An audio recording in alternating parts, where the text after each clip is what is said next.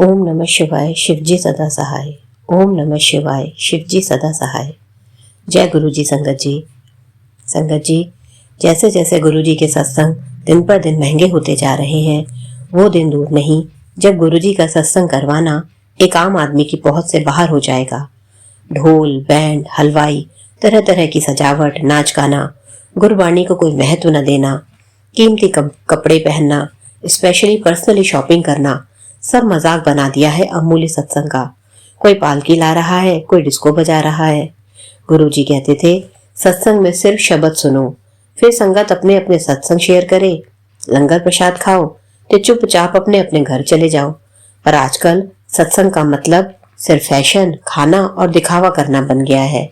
याद कीजिए, पहले माता रानी के जागरण हुआ करते थे, धीरे धीरे वे कम हो गए क्योंकि माता रानी के जागरणों को झूठे दिखावटी साजो सज्जा और झांकियों ने बहुत महंगा कर दिया था और अब ये ना के बराबर ही होते हैं।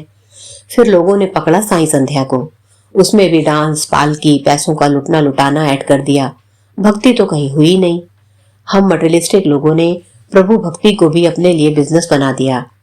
जागरण, साई संध्या करवाने के लिए ऑर्गेनाइजेशन बना ली, ऑफिस तक खोल लिए, साजो सज्जा, सिंगर, कैटरिंग, झांकियों के नाम पर अनाप शनाप पैकेज बना दिए, जिस वजह से आज की तारीख में माता रानी का जागरण और साई संध्या लगभग बंद हो गए हैं, क्योंकि कुछ पूंजीवादी लोगों ने इन्हें इतना हाई फाई कर दिया कि आम आदमी अंधविश्वास के चलते इन सब से दूर हो गया।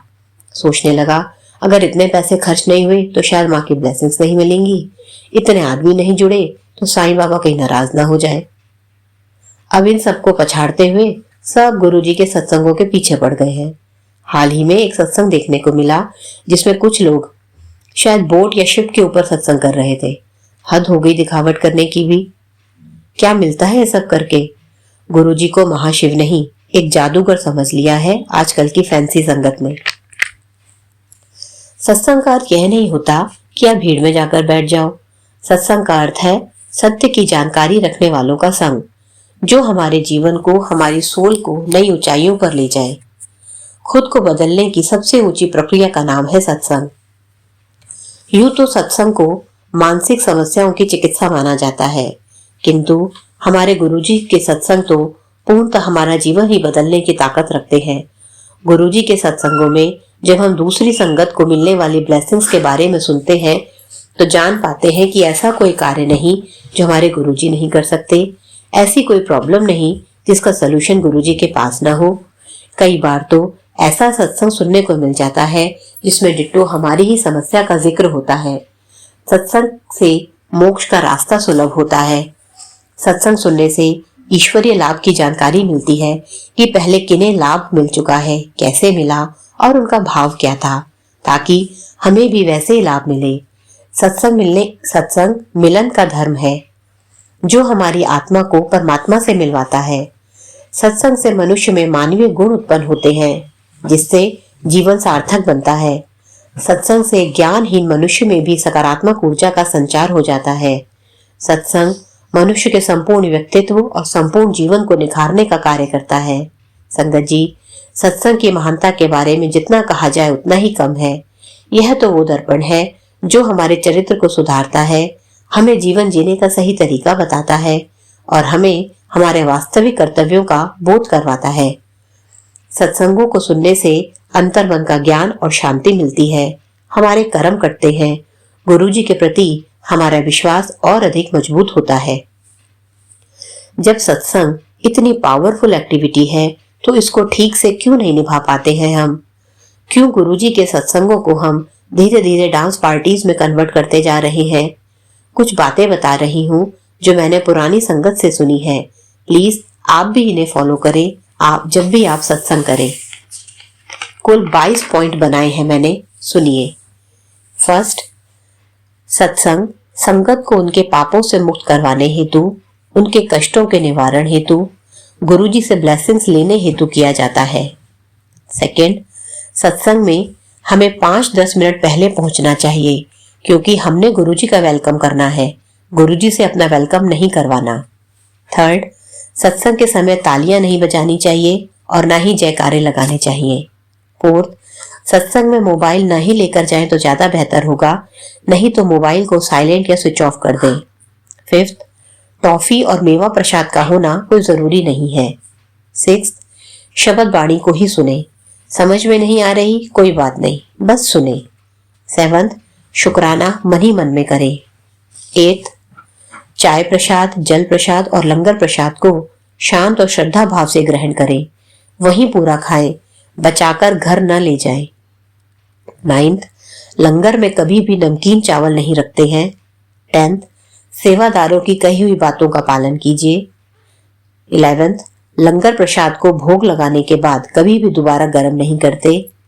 12th, जितना हो सके वीडियोग्राफी फोटोग्राफी को कम से कम करें। 13th, लंगर प्रसाद के वितरण या भोग के बाद चाय प्रसाद नहीं देते हैं। 14th, अपने बच्चों को संग ले जा रहे हैं तो उन्हें पहले ही समझा दें कि सत्संग में कैसे अनुशासन का पालन करना है।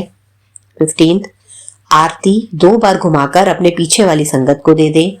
16th, सत्संग के समय ना तो किसी से बात करनी है, न ताली बजानी है, न मोबाइल चलाना है। 17th, कोशिश करें स्वयं भी सत्संग के दौरान पंक्ति या कतार में बैठे और बाहर अपने जूते भी पंक्ति में ही रखें, क्योंकि गुरुजी को डिसिप्लिन बेहद पसंद है। 18th, लंगर प्रसाद बिल्कुल सादा रखें, 1 दाल 1 सब्जी चटनी व 2 रोटी। लंगर प्रसाद को रिफिल नहीं करते हैं, जो भी आपकी थाली में आ जाए वो आपकी ब्लेसिंग्स है, उसे पूर्णतः समाप्त करें। अपनी तरफ से कोई चॉइस नहीं रखते हैं। यदि आपके घर का कोई सदस्य पूरा लंगर नहीं खा पा रहा हो तो आप उनके हिस्से का लंगर मिलजुल कर समाप्त करें। झूठा कुछ भी नहीं छोड़ते हैं, बचाकर वापस घर नहीं ले जाते हैं। 19th, सत्संग में सिर्फ शब्द वाणी ही सुने, कोई अन्य भजन नहीं। वाणी से कर्म करते हैं, भजनों से नहीं। 20th, कोशिश करें सत्संग में गुरुजी के द्वारा ब्लेस की हुई शब्द सुने। 21st, भोग की थाली को पूरी तरह से कवर रखें, पिन ड्रॉप साइलेंस होना चाहिए। 22nd, गुरुजी के समय में कभी भी अमृत वेला सत्संग नहीं होता था, क्योंकि गुरुजी के वचनानुसार आप जब भी प्रभु का नाम लेते हो वो आपके लिए अमृत वेला बन जाता है।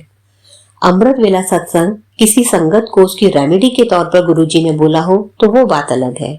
साधारण शब्दों में समझ लीजिए, यदि आपका खुद का मन कहता हो तो आप अमृत वेले उठो, वरना गुरुजी ने कभी भी किसी भी संगत को बाध्य नहीं किया अमृत वेले उठकर नाम जपने के लिए।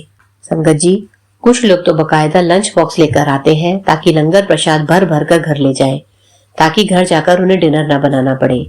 यह लंगर प्रसाद हमारी दवाई है और दवाई सभी मरीजों को मिलनी चाहिए। दवाई को दवा की तरह लेना चाहिए, ना कि डिनर समझकर अपनी ही थालियां भर लेनी चाहिए। और अंत में गुरुजी के वचनानुसार एकदम सिंपल सत्संग होना चाहिए, ज्यादा पैसा खर्च नहीं करना है, जो है जितना है उतने में ही सत्संग करो। सिर्फ चाय प्रसाद और सिंपल लंगर होना चाहिए। यदि तुम लंगर को बढ़ाना चाहते हो तो बढ़ा लो, लेकिन मैं सिर्फ 1 दाल और 1 सब्जी को ही ब्लेस करूंगा। जय गुरु जी। संगत जी, यह नियम बहुत सख्त तो नहीं है कि हम इन्हें फॉलो नहीं कर सकते, और हम इन्हें नियम भी क्यों कहें, ये तो वो बातें हैं जिन्हें हम हमारे गुरुजी को रिस्पेक्ट देने के लिए बहुत इजीली मान सकते हैं। जब संगत अनुशासित होगी तो बाकी लोगों को भी गुरुजी से कनेक्ट होने में सुविधा होगी। हमें अपने साथ साथ दूसरों को भी गुरुजी से कनेक्ट होने में हेल्प करनी चाहिए। सत्संग को मात्र म्यूजिकल प्रोग्राम नहीं समझना चाहिए। यह वो समय होता है जब शब्द वाणी द्वारा हमारे माड़े कर्मों का निपटारा हो रहा होता है। जय गुरु जी।